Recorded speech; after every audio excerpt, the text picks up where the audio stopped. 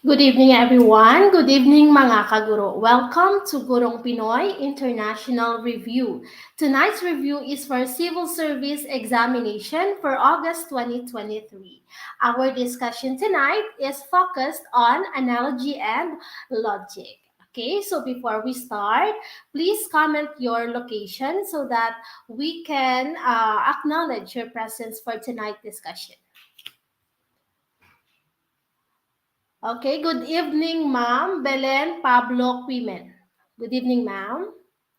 Okay, so for those na hindi pa po member ng ating exclusive review group for both LAT, for Team Skinner, and at the same time for our Civil Service Examination Review Group, mag-message lamang po dito sa ating FB page para maka-avail po kayo ng ating promo. Meron pa po tayong promo for our cum laudes, summa cum laudes, and magna cum laudes, 50% po na discount sa ating mga Latin honors.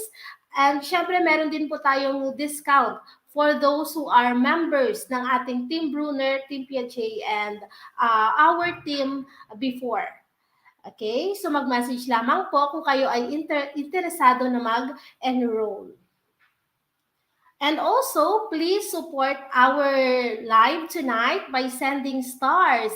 Mention your friends, tag them for those who are also planning to take the CSE this August. Okay, please share our live po. Okay, so good evening, Ma'am Lot Utap from Mindanao. Good evening, Ma'am. Good evening din kay Ma'am Lelanie Olimberio from Palawan. Magandang gabi po.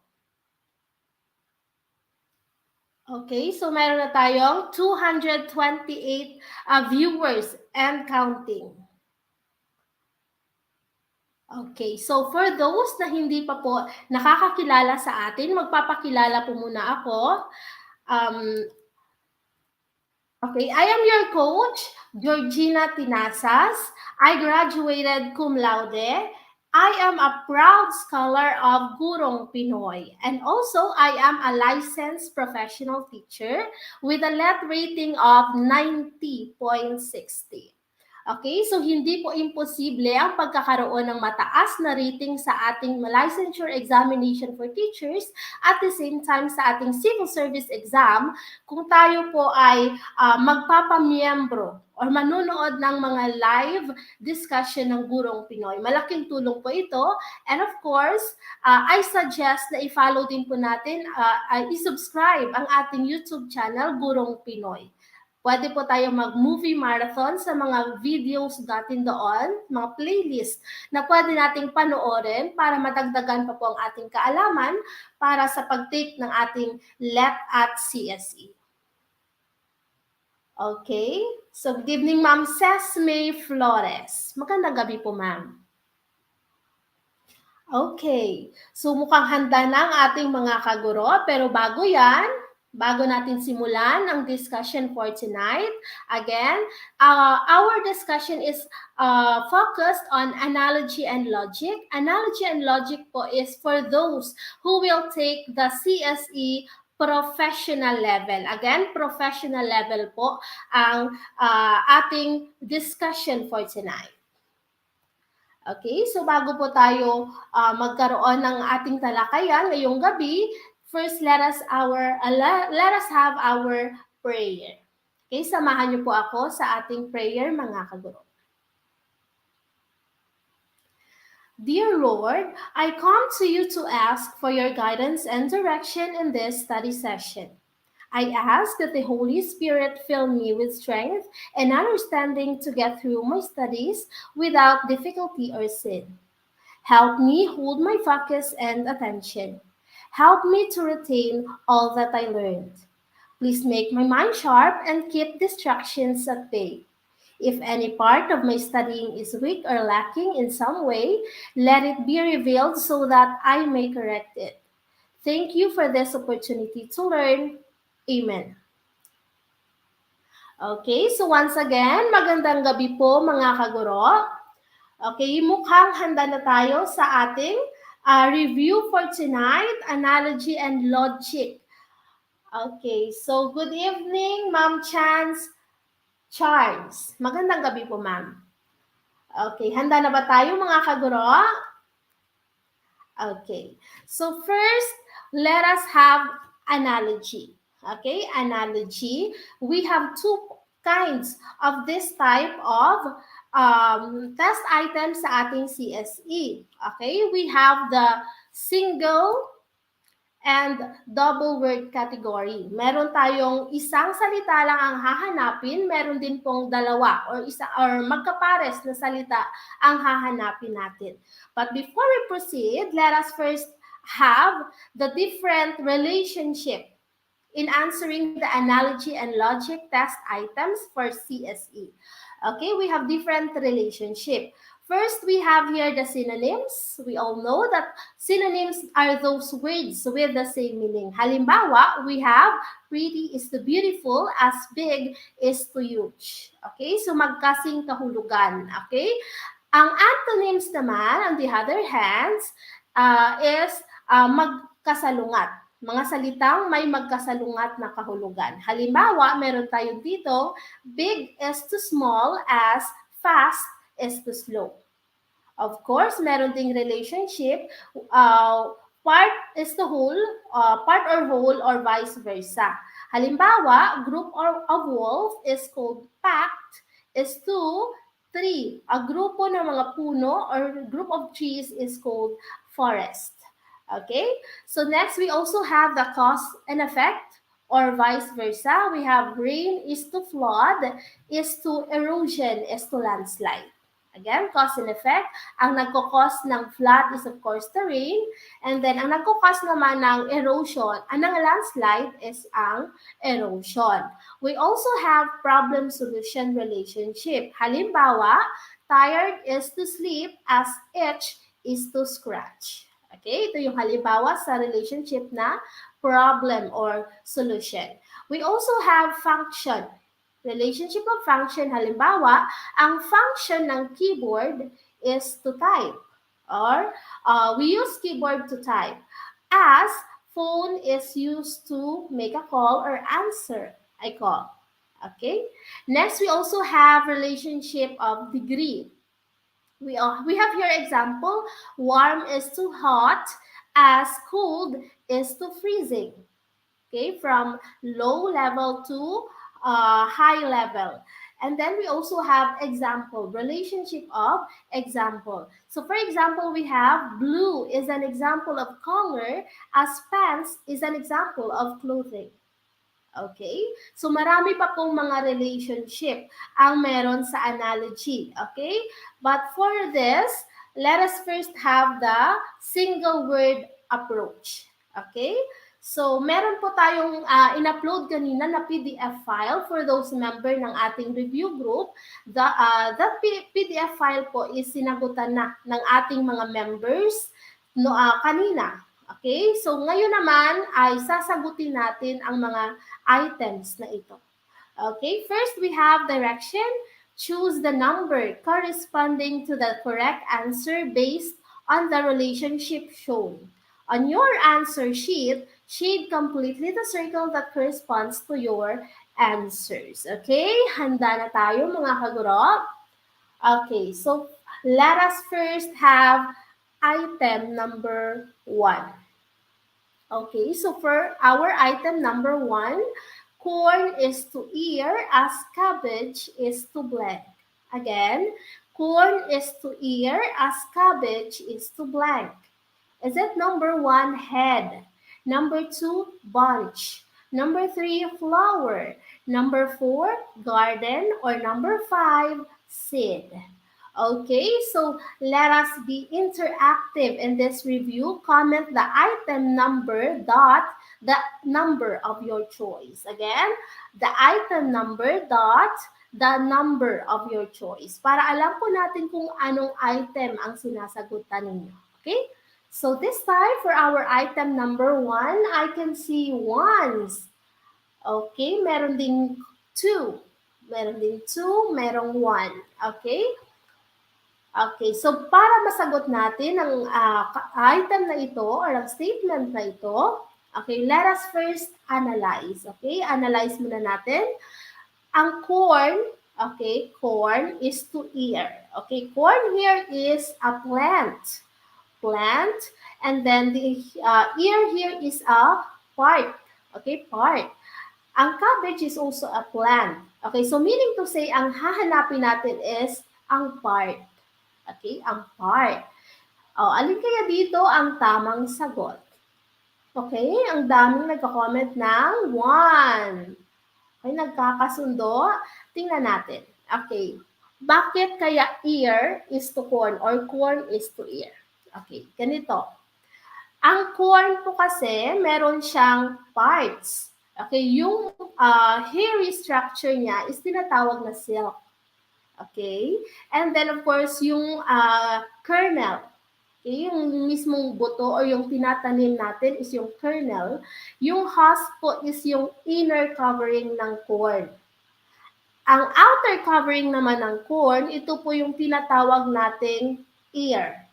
Again, ang outer covering ng corn ay tinatawag na ear. Okay, how about cabbage? Okay, just like the corn, ang cabbage po is meron ding parts, different parts. Okay, this one is the core. Okay, ito, yung matigas na part ng cabbage, tinatawag po yung core. Ito naman, yung parang lines na nabubuo sa cabbage is tinatawag na leaf vein. Okay, ito yung leaf vein.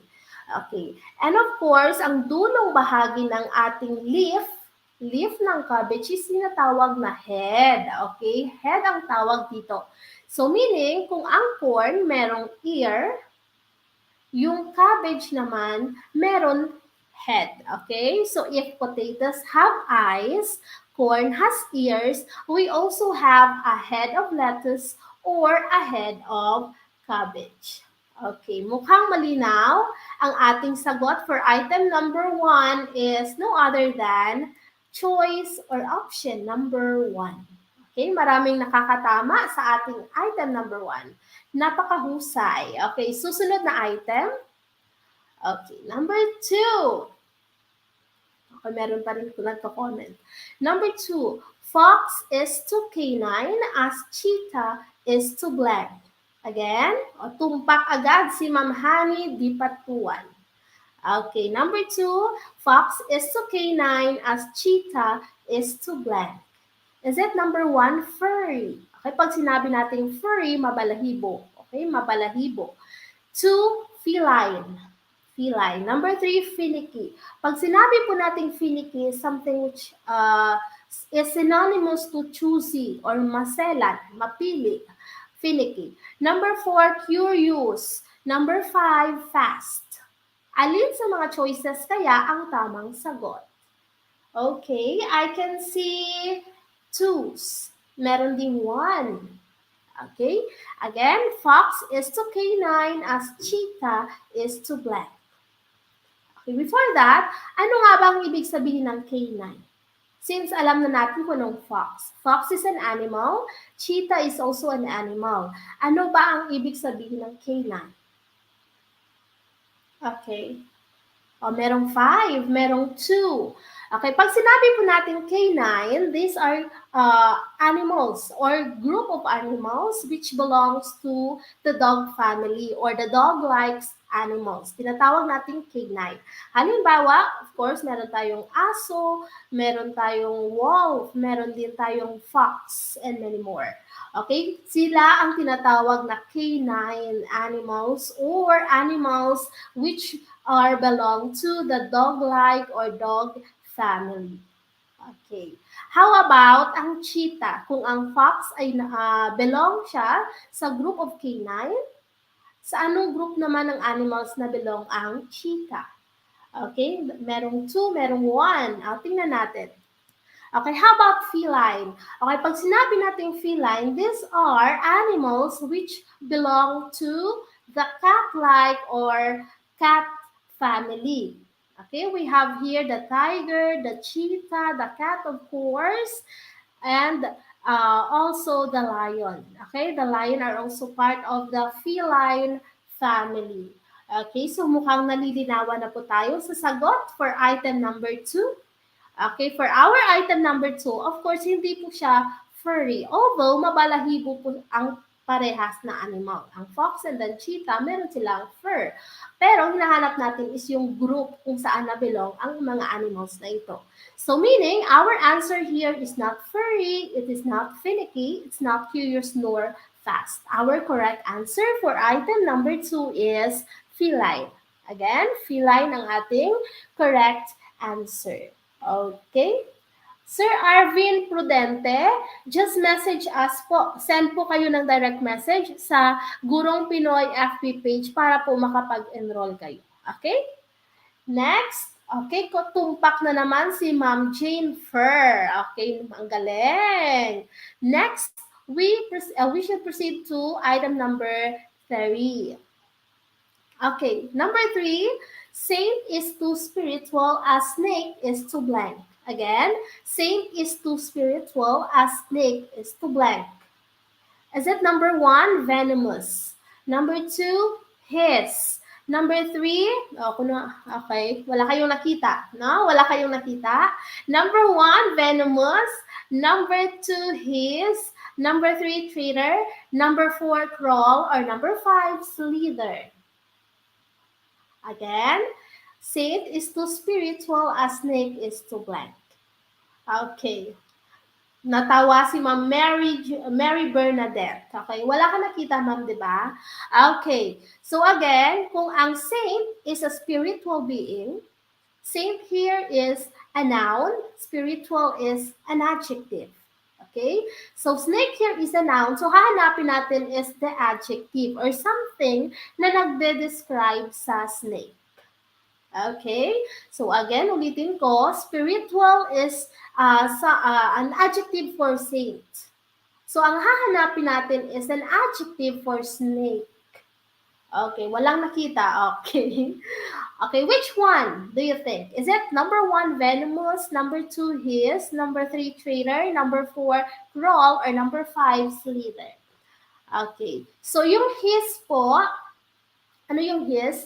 Okay, it is a prolonged or ang sound ng S or panggagaya sa tunog ng ahas.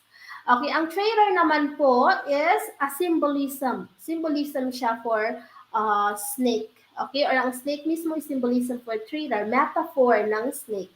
Ang crawl and slither, they are synonymous. Okay? Although, nagde-describe din siya sa snake, pero more on verb po ang dalawang ito. Action. Okay, gumagapang. Okay, so which one is our answer? Okay, which one is our answer? Okay, marami pa rin nagko-comment ng 3, pero meron din ako nakikitang 1. Okay, mga kaguro, ang ating sagot for item number 3 is venomous. Okay, venomous, nakakalason. Okay, merong venom ang snake. So venomous here is an adjective. Ang spiritual is also adjective. Ang spiritual nagde-describe sa saint. Likewise, venomous naman ang nagde-describe sa snake. Don't be confused, ang traitor po is not directly an adjective for snake. Parang metaphor lang po siya ng snake or nag-symbolize ng snake. Okay, very good. Now let's proceed to item number 4. Again, our answer for number 3 is number 1, venomous. Number 4. Okay, marsupial is to mammal as woodpecker is to blank. Again, marsupial is to mammal as woodpecker is to blank. Is it number 1, tree, number 2, nest, number 3, wood, number 4, bird, or number 5, reptile? Okay. Okay, so which one do you think is the correct answer? Okay, meron nagko-comment ng 1, merong 2, merong 4, merong bird daw, ang sabi ni Ma'am Faith Talk. Okay, halo-halo na ang sagot ng ating mga kaguro. Okay, before that, ano nga ba ang tinatawag nating marsupial? Okay, ang marsupial po is grupo or klase ng animal na merong pocket. Okay, kung saan nilalagay nila sa pocket pickpocket sa skin nila ang kanilang mga young or ang kanilang mga offspring. Okay, halimbawa is ang koala, also kangaroo, and of course we have also sugar glider. Okay, ito po yung mga halimbawa ng marsupials. So, ang mga marsupials, they are all mammals. Okay, pag sinabi po nating mammals, these are animals which have this special structure na tinatawag nating mammary gland. So, ang kanilang mga babies or ang kanilang mga youngs ay nafi-feed po sa pamamagitan ng kanilang mammary glands. So, halimbawa ng mammal is marsupial. Ano naman or paano naman natin bibigyan ng relationship itong woodpecker? Okay? So, mahalaga po na familiar tayo sa mga terms na given sa ating mga items. Okay? So, ang woodpecker, ano bang woodpecker? Very good po, Ma'am Mary Bernadette Tagabi. Ang woodpecker po isang uri ng ibon. Okay? Sila po ang mga ibon na may matutulis na tuka. Okay? So, sila po ay usually nasa puno or nasa sanga ng kahoy. This, ginagawa po nila ito, tinutuka po nila yung mga kahoy, specifically yung mga dead na po na mga wood or mga mga tuyo na mga wood, doon sila tumutuka and then to find some insects and eat. Okay? So meaning our answer here is okay, number 3, bird. Okay, bakit hindi reptile? Ang reptile po is grupo or uri ng mga hayop na merong scales or kaliskis. And also, they are also characterized by having a soft egg. Halimbawa ng reptile, syempre, is ang snakes. Okay? Snakes are example of reptile. Again, ulitin po natin. Ang sagot for item number 4 is bird. Marsupial is to mammal as woodpecker is to bird. Marsupial isang uri ng mammal, ang woodpecker uri naman ng ibon. Okay. Okay, Sir Mac Froilan Cambalon, anong oras po mag-end po itong live niyo po? Okay, so for those member ng ating review group na nakapagpa-member na po, this live is until 9 p.m. Pero kung kayo po ay hindi pa miyembro ng ating exclusive review group, mapuputol po ang video natin. Okay? So, I suggest magpa-member na po sa ating exclusive review group for civil service examination. Okay, again, answer for number 4 is bird. Woodpecker is to bird. Okay, how about number 5? Okay, most of us are already familiar with this term. So I guess, madali na lamang po itong sagutan. Okay, number 5, BIR is to taxes, as DPWH is to blank. Again, BIR is to taxes, as DPWH is to blank.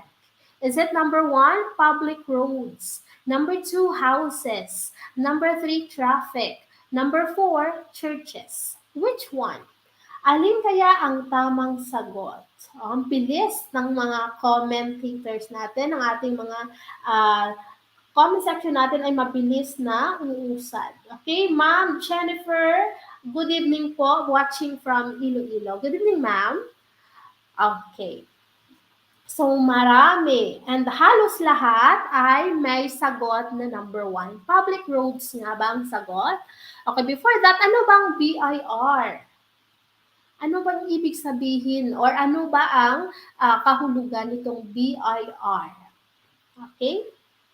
Okay, so pag sinabi nating BIR, this is the Bureau of Internal Revenue. Okay? Ano ang purpose or function ng BIR? It is an affiliated agency of the Department of Finance and as in charge of collecting national taxes in the country. So sila po ang naatasan, sila po ang responsable sa pag-collect ng mga taxes sa bansa. Again, pag sinabi nating BIR, their function is for or to collect taxes. Okay? Paano naman, or how about DPWH? Okay, very good, Ma'am. Sir Jeffoy, Bureau of Internal Revenue. Okay, ang DPWH naman is, okay, this stands for Department of Public Works and Highways. Okay, Public Works po, hindi Public Ways. Public Works and Highways. Okay, ano naman ang function ng DPWH? Okay, good evening, sir. Okay, so from La Union, magandang gabi po. Okay, ang DPWH naman po is responsible for the planning, design, construction, and maintenance of the national highways, major flood control systems, and other public works. Okay, included ang ating mga kalsada, public na mga kalsada, mga tulay. Okay, these are all works by the DPWH. Okay, Ma'am Jennifer Amora, mag-message lamang po sa ating Facebook group para makapag-pa-member po.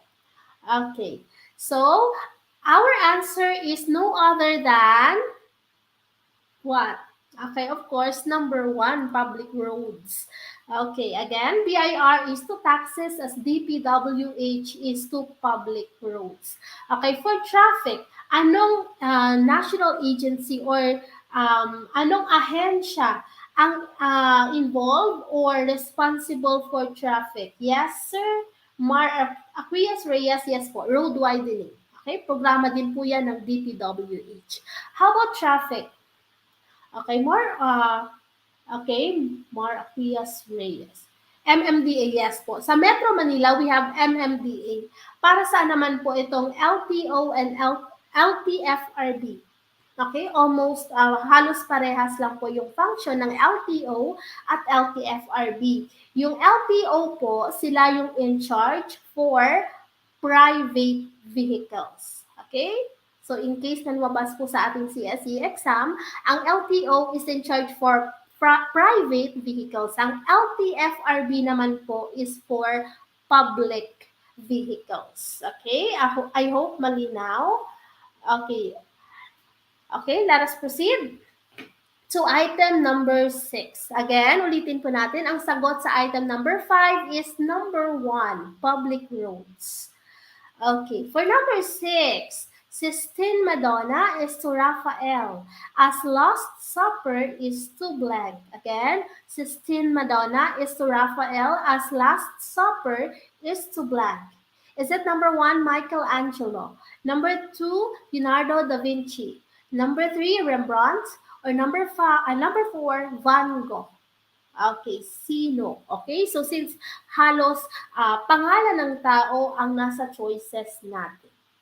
Okay, kung titingnan po natin ang ating statement, ang Sistine Madonna po is isang artwork or okay, so number 2 ang comment ng ating mga taong bayan, ng ating mga kaguro.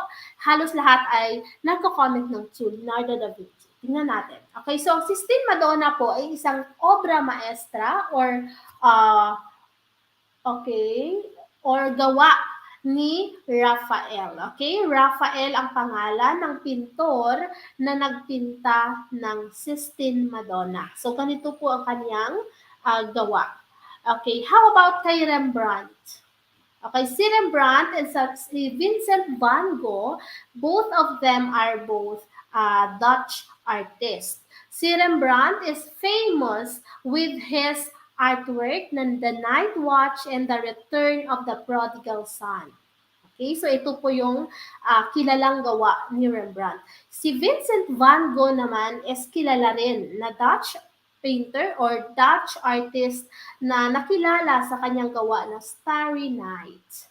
Okay, meaning to say, ang Last Supper na painting is gawa ng isang Italian High Renaissance artist na si Leonardo da Vinci. Again, ang Sistine Madonna, pininta o ginawa ni Raphael, Ang kay Rembrandt, The Night Watch and the Return of the Prodigal Son.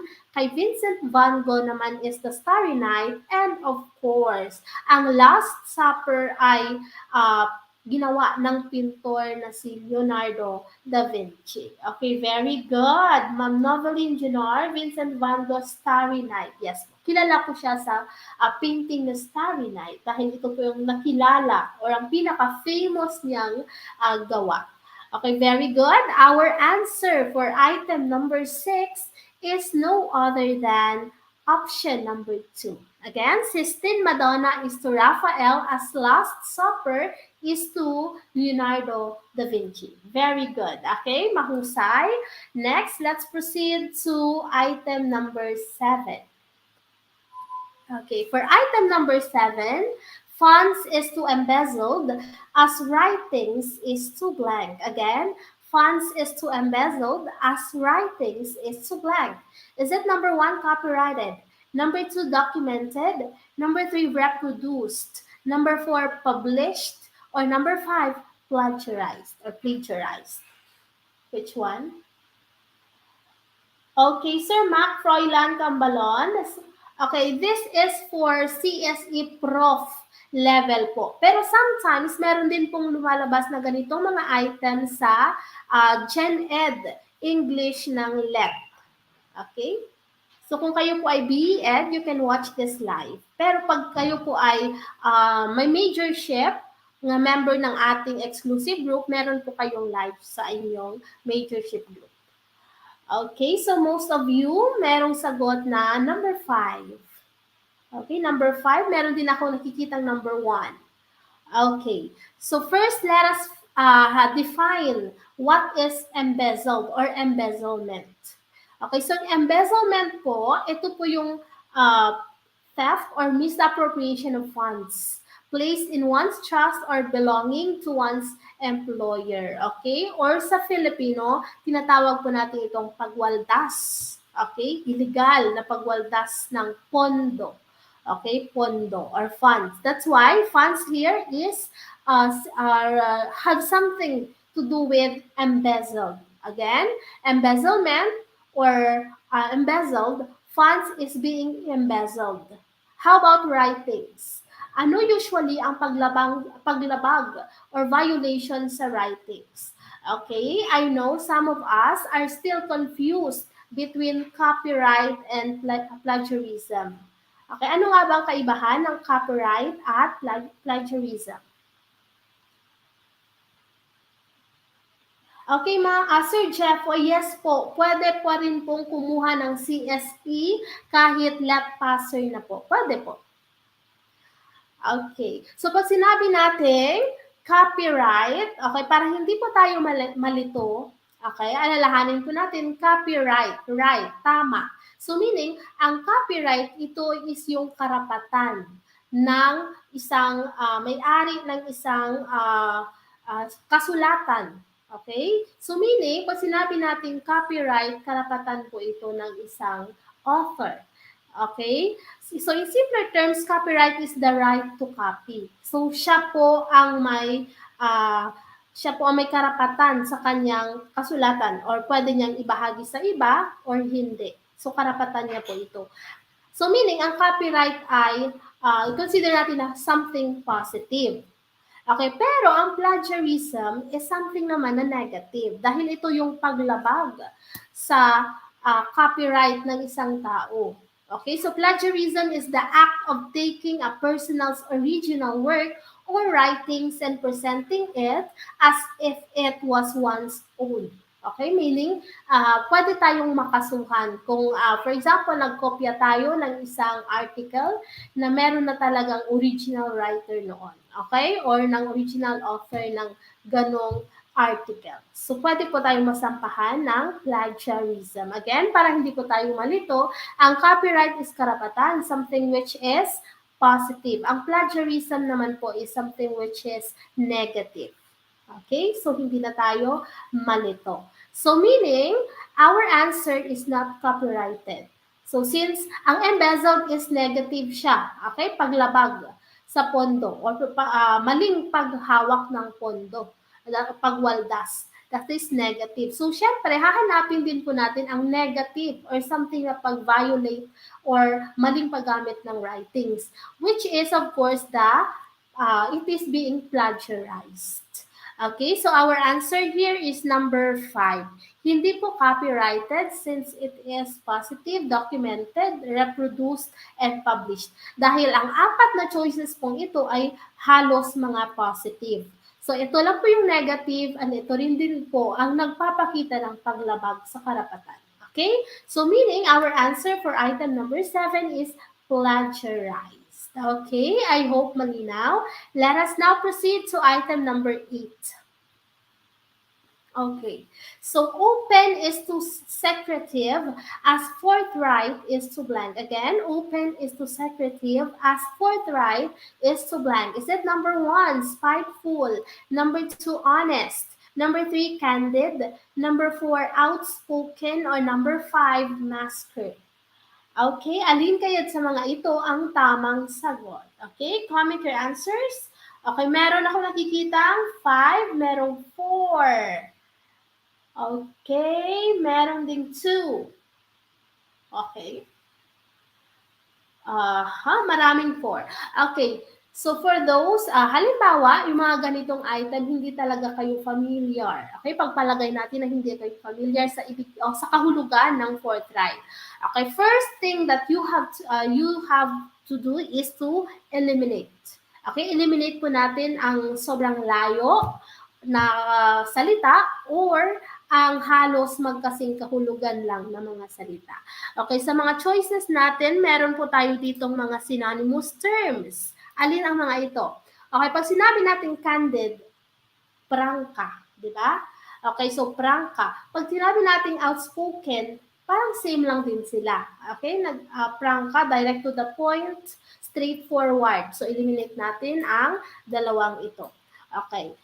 Of course, since na-eliminate na natin, balikan natin ang ating statement. Open is to secretive. Pag sinabi natin open, bukas, okay, bukas or open ka sa iyong sarili. Okay? Nag-share ka, nagbabahagi ka about sa iyong sarili. Pero pag sinabi namin natin forthright, secretive, ikaw ay something or someone na mysterious. May tinatago ka or marami kang sekreto. So meaning, open and secretive here are antonyms. Okay? So antonyms po, magkasalungat ang kanilang kahulugan. Okay? So hahanapin din natin, syempre, ang kasalungat na kahulugan ng forthright.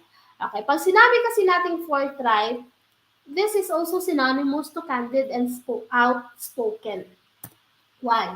Because forthright is it's being direct and outspoken, straightforward, and honest. Okay, so nagsasabi ka ng totoo, wala ka ng paligoy-ligoy. Okay, so eliminate na rin natin itong honest. So we have only 2 options. Since ang masker po is someone na nagsusuot ng mask. Okay, nakamaskara. Okay, so eliminate na rin natin kasi sobrang layo na rin po sa ating mga given na mga salita. So meaning, ang ating sagot ay spiteful. Okay, ano bang ibig sabihin ng spiteful? Okay, pag sinabi po natin spiteful, it is an act in a mean way. Okay, so meaning, tahimik ka lang o tahimik ka lang sa umpisa, pero may masamang balak ka pala. Parang ganun po. Okay, so meaning, parang kang may pinaplanong masama sa ibang tao. So, kunwari, mabait ka, pero ang totoo, may balak kang masama sa ibang tao. So, that is spiteful. Okay, sabi ni Ma'am Janina, anong I? Okay, very good. Forthright or pagiging prangka, pagiging direct or pagiging straightforward is the antonym of spiteful. Again, dahil ang spiteful po, hindi po siya nagsasabi agad ng kanyang motibo, iniisipan niya lang po muna ng masama ang isang tao. Okay, so hindi po siya prangka sa kanyang nararamdaman. Okay, so meaning our answer here is spiteful. Okay, Spiteful po ang ating sagot for item number 8. That is option number 1. Very good. Okay, now let's proceed to item number 9. Okay, number 9.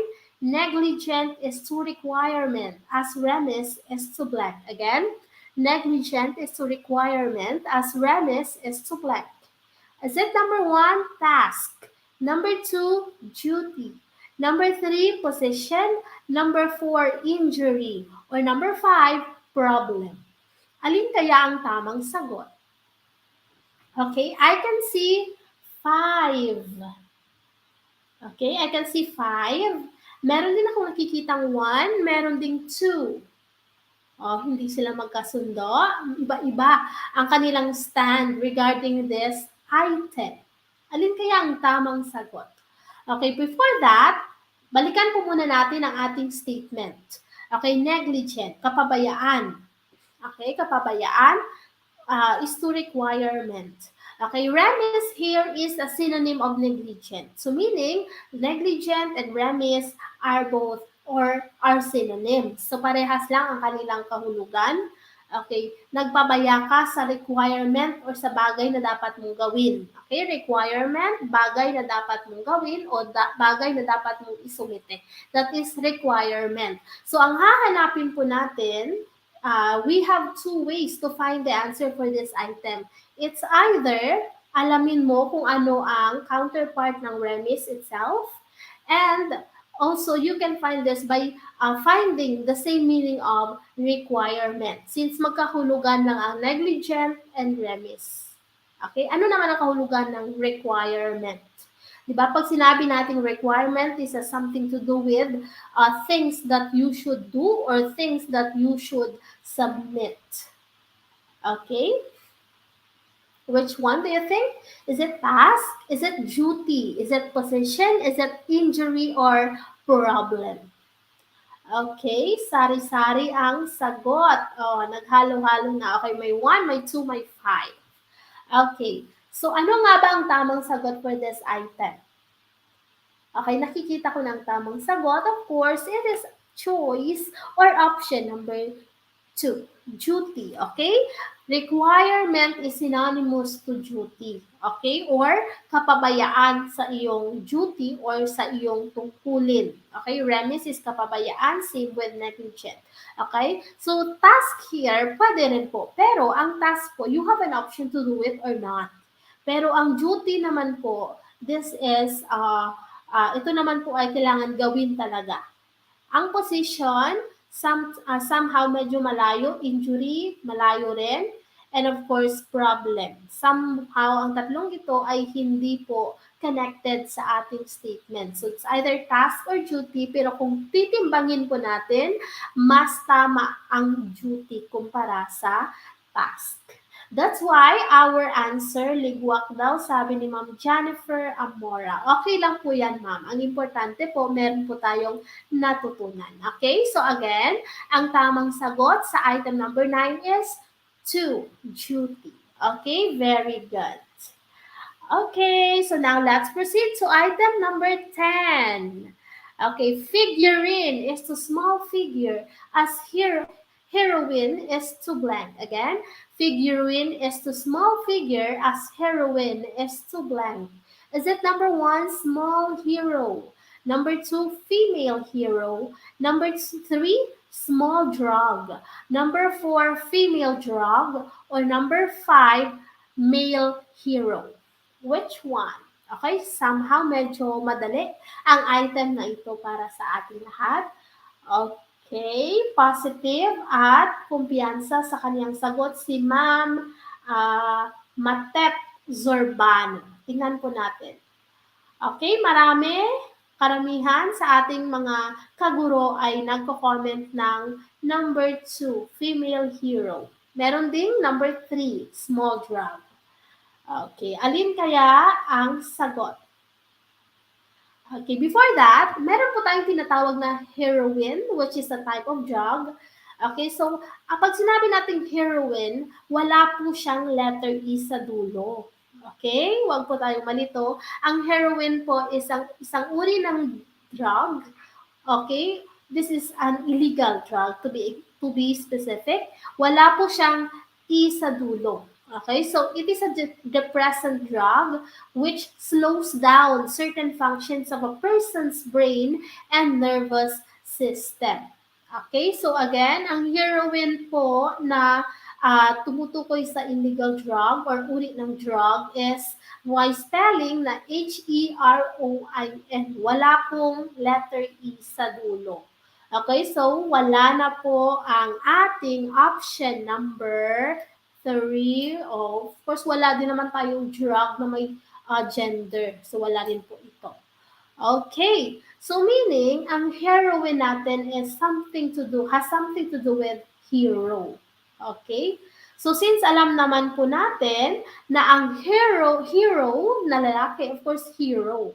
So of course, our answer here is number 2, female hero. Dahil kapag sinabi po natin heroine, it is a woman possessing heroic qualities. In short, she is a female hero. Okay, halimbawa ng ating mga heroine is Gabriela Silang, Tandang Sora, and many more. Okay, so again, we have answer for number 10 is number 2, female hero. Okay, mahirap po ba mag-take ng CSE?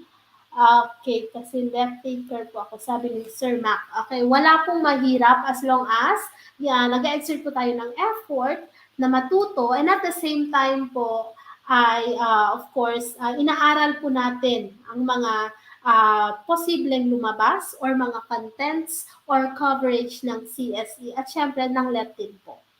Okay, so next, let's proceed. Okay, congrats. Tumpak daw, sabi ni Ma'am or the Sir Mar Datu. Okay, now let's proceed to item number 11. Okay, poles is to magnet as blank is to battery. Again, poles is to magnet as blank is to battery. Is it number 1, cells? Number 2, power. Number 3, terminals. Number 4, energy. Or number 5, storage. Alin kaya? Okay, alin kaya ang tamang sagot? Poles is to magnet, blank is to battery. Okay, ano bang poles sa magnet? Okay, ano kaya ang poles sa magnet? Okay, pag sinabi po nating poles, ito po yung tawag sa magkabilang dulo ng magnet.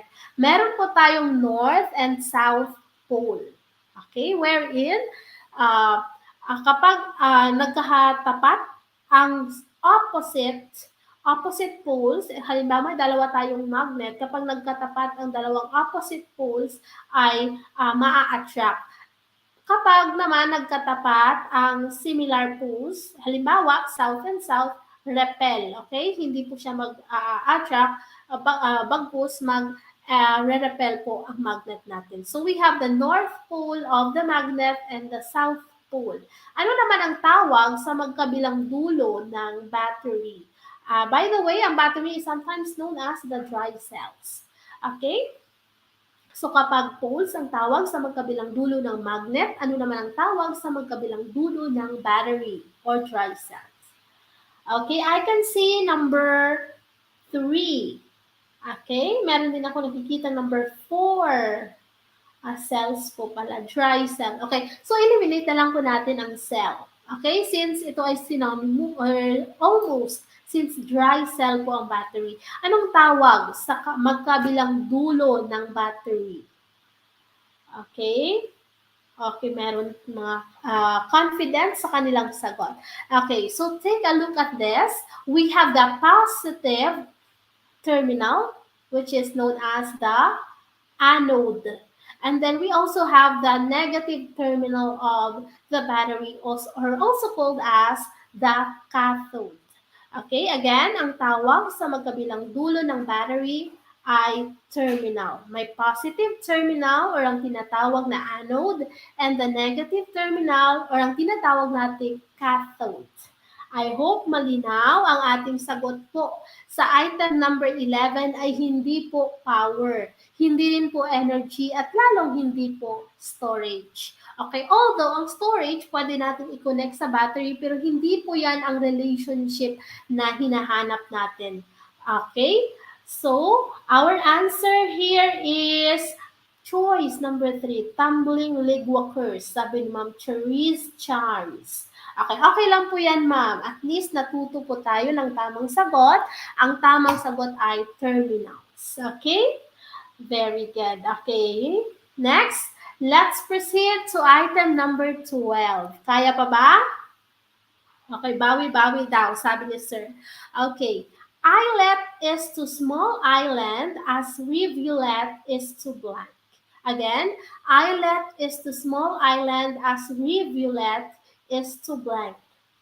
Okay? Ang islet, I know most of us are already familiar kung anong tinatawag na islet. Ang islet ay isang maliit na isla. Okay? Maliit na isla, ito ay islet.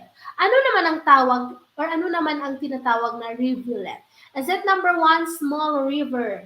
Number 2, small land? Number 3, small review? Number 4, small rebel? Or number 5, small ribbon? Which one? Mukhang nagkakasundo ang lahat. Okay, iisang sagot lamang ang nakikita ko sa ating comment section, pero merong isa, small land. Okay, so merong mga nagsasagot ng 1, meron ding mangilan-ngilan na 2 ang sagot. Alin kaya sa dalawa? Okay, so pag sinabi po nating rivulet, ito po ay maliit or ito ay small stream. Okay? So kung halimbawa, wala sa choices yung small river at meron ay small stream, of course, the answer is the small stream. Ito ay maliit na river or maliit na stream. Okay? Parang sapa din siya, pero iba yung kaniyang characteristic kumpara mo sa sapa. Okay, our answer for item number 12 is, of course, number 1. It's rivulet. Okay? Gamay nga suba. Sabi ni Sir Mar Dato. Okay, gamay nga suba or maliit na ilog. Okay.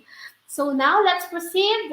Okay, tumpak yung guess ko. Okay, sometimes ang ating hula ay tama rin. Okay, so let's proceed to item number 13. Again, number 12, our answer is number 1, small river. Okay. How about number 13? Okay, for number 13, sadism is to delight in cruelty to others, as masochism is to blank. Again, sadism is to delight in cruelty to others, as masochism is to blank.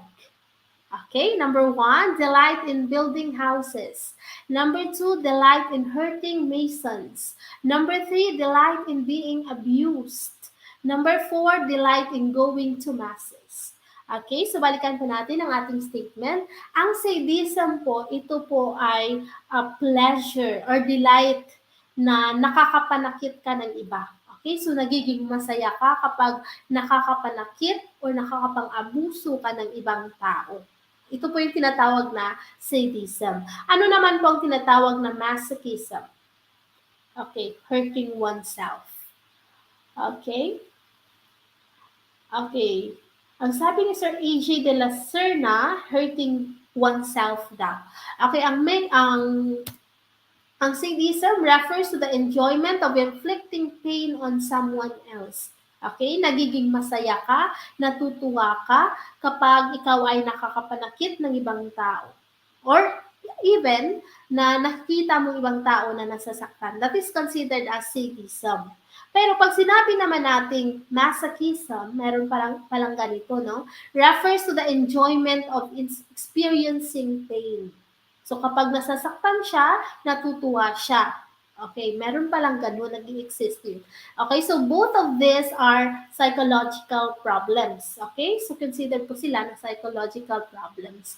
Okay, so meaning, ang ating sagot ay hindi po delight in building houses. Hindi rin po delight in hurting masons or going to masses.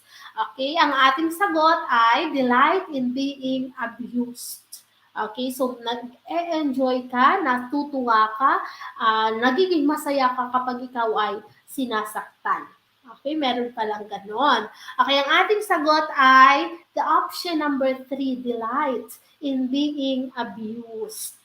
Okay, very good po. Okay, most of us nakakuha ng tamang sagot. Okay, magaling. Now, let's proceed to item number 14. Okay, for item number 14, eavesdrop is to conversation as trespass is to blank. Again, eavesdrop is to conversation as trespass is to blank. Okay, ano nga bang tinatawag nating eavesdrop? Okay, ang eavesdrop po, ito po yung pakikinig sa conversation ng ibang tao. Okay? So, eavesdrop is to listen to someone's private conversation without them knowing. Okay? Ito po yung tinatawag na eavesdrop. Okay? Pag sinabi naman nating trespass, ano naman ito? Okay, trespass? Of course. So kung halimbawa, hindi mo alam yung ibig sabihin ng trespass. Okay, ang gagawin po natin, mag-eliminate po tayo. Okay, so kung titingnan po natin ang house, ang land, and then ang assets, lahat po sila ay mga properties. Okay, so meaning, these are all specific terms, but in general, they are all properties. So pag sinabi po nating trespass, di ba ilang beses po nating naririnig yan, yung trespass or trespassing. Okay, kapag lumagpas ka or di kaya walang pahintulot na pumasok ka sa property or ari-arian ng ibang tao, that is the trespass. Okay, to pass unlawfully within the boundaries of another's property. So ito po yung tinatawag na trespass. Meaning, kung ang eavesdrop is the conversation, ang trespass naman po is to property. I hope malinaw. Okay, so our answer here is of course the choice or option number 1, property. Okay, mukhang tama na naman ang ating mga kaguro. Okay, so ilan na ba ang nakukuha nating tamang sagot at ilan na ba rin po ang maling sagot? Okay, paki-comment po sa ating comment section. Okay, number 15. Or is to rowboat as foot is to blank. Again, or is to rowboat as foot is to blank. Okay, so 12 out of 14 na si Matet. Okay, 2 mistakes. Okay, is it number 1, running, number 2, sneaker, number 3, skateboard, or number 4, jumping? Okay, merong naka-11 out of 15. 14 pa lang ang nag-tackle. Okay, merong, 12. Okay, so kung ang or, ano bang or? Okay, yung or po is yung sagwan. Okay, yung sagwan. So, ang or ginagamit para gumalaw or umalis or lumipat ng posisyon ang bangka or ang rowboat. Halimbawa, ito yung ginagamit para gumalaw or umalis sa kanyang posisyon, original na posisyon ang rowboat o yung bangka. Ano naman po yung gamit ng paa? Or yung paa, ano ang kanyang counterpart? Is it running? Is it sneaker? Is it skateboard or jumping? So as you can see, an oar puts a rowboat into motion. Ano naman ang ginagamitan ng paa para gumalaw din or mag-move into different direction? Okay, meron ako nakikitang 3. Meron ding 1. Okay, meron ding, okay. Ano pang passing rate sa CSE? Okay, ang passing rate po sa CSE is 80% po. Okay, you should get at least 80% para makapasa po sa CSE. Okay, so here, kung ang or ay ginagamit para gumalaw or mapaalis sa kanyang posisyon ang isang bangka, ang foot naman ang ginagamit kapag tayo ay nag-skateboard. So similarly, foot puts a skateboard into motion. Okay, so our answer here is of course the choice or the option number 3, skateboard. Hindi po running. Okay, ang running is an action. So, ang hahanapin po natin, kung titingnan po ninyo, bagay, something, this is thing. Of course, hahanapin din natin isang bagay din. Okay? So, although ang sneaker, pwede rin siya, pero hindi po, sinusuot po kasi yung sneaker. Yung skateboard po, ginagamitan po ng paa para makagalaw since may wheels po ang skateboard. Okay, I hope malinaw. Ang ating sagot for item number 15 is number 3, skateboard. Hindi running, hindi sneaker, at lalong hindi jumping. Okay, so let's proceed to the second part of our analogy, the double word approach. Okay, dito sa double word approach, hindi lang po isa ang ating hahanapin, dalawa po or magkapares na salita ang ating hahanapin. Okay, for each sentence, complete the analogy by choosing a pair of words from the suggested